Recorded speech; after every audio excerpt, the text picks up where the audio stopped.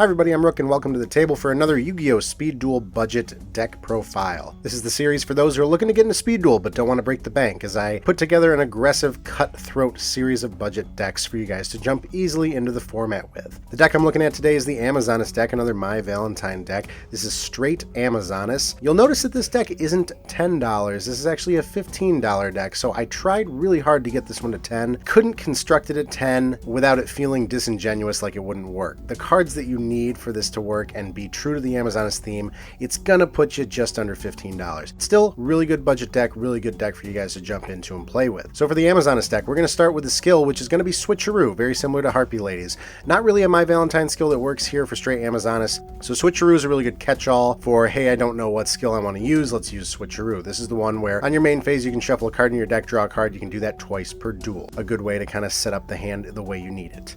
Going into the monsters, we have 3 Amazonas Swordswoman, the best Amazonas card in this deck, and probably in the Speed Duel format right now. Amazonas Swordswoman is a 1500 attack warrior, 1600 defense, and the effect is that your opponent takes the battle damage from battles involving this card. Swordswoman is very good when pairing it with other spells that you'll see in this deck to capitalize on battle damage to your opponent by slamming into your opponent's monsters, while at the same time trying to keep your Swordswoman alive. Next up, we have 3 Amazonas Sage. Amazonas Sage gives you the magic removal specific to the Amazonas deck. So Sage is a 1400 attack warrior. The effect is at the end of the damage step, if this card attacked and still on the field, target one spell trap your opponent controls and destroy that target. So as long as Sage is still alive at the end, you get to pop something, a back row field spell that your opponent has. There are a lot of cards in this deck that help Sage stay alive, including boosting her attack, making her temporarily indestructible, etc. That is what you were looking for to combo with Sage so that you can get your magic removal. And last monster we have for the Amazonas deck is 2 Amazonas Chainmaster. Chainmaster is a 1500 attack warrior as well. When this card is destroyed by battle and sent to the graveyard, you can pay 1500 life points, look at your opponent's hand, then add 1 monster from their hand to your hand. 1500 life points is a lot for Speed Duel, but this card can definitely come out of left field and be a game changer, especially if you get this card early. It's a card that's a little underused, but I think that it can perform especially early in the game.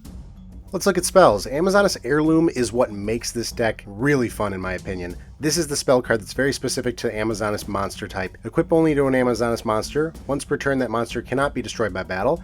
After damage calculation, if the equipped monster attacked a monster, destroy the attacked monster. So what this essentially means is that your opponent would have to beat over your Amazonas monster twice if they want to actually kill it. And Amazonas Heirloom essentially says that if you swing into something with your Amazonas monster, no matter what the attack difference is, that monster is going to die at the end. This is really good when you pair it with Amazonas Swordswoman. Any boss monster you swing in, if your opponent doesn't have a response in the back row or in the hand, then that is going away and they're taking the battle damage for it. Also keeps your Sage alive for the magic removal, etc. Great card to have. And we're using the Amazonas Field spell in this deck, 2 Amazonas Village. All Amazonas monsters gain 200 attack. Once per turn, when an Amazonas monster is destroyed by battle or card effect and sent to the graveyard, you can special summon 1 Amazonas monster from your deck with a level less than or equal to that Amazonas monster in the graveyard. So all of our Amazonas monsters are 4 stars. If we have Amazonas Village out and an Amazonas monster dies, we're able to get pretty much any other Amazonas monster out of our deck. Moving on, we're using 3 Half Shut in this deck, pairing very, very nicely with the Swordswoman. I also use this combo in a different deck that I profiled. That was the deck that I was playing competitively when the new structure decks in May came out, using a little bit of a burn technique. But Half Shut will target a face-up monster on the field. It cannot be destroyed by battle this turn, and also its attack is halved until the end of turn. So this works very well though with a couple of our Amazonas monsters. First of all, it's a good way to keep any monster alive. You might be taking some more battle damage for it, but it keeps your monster alive at the end. This is really, really good to pair with Swordswoman. Additionally, if you're using something like Amazonas Sage, you can have shut the opponent's monster, so that Amazonas Sage is able to effectively beat over that monster, and now you get your magic removal off. There are a lot of different ways Half Shut works here, so 3 Half Shut. And last spell we're using is my favorite warrior equip. We're using 2 Sword of Dragon's Soul. This card can be equipped to a warrior type monster.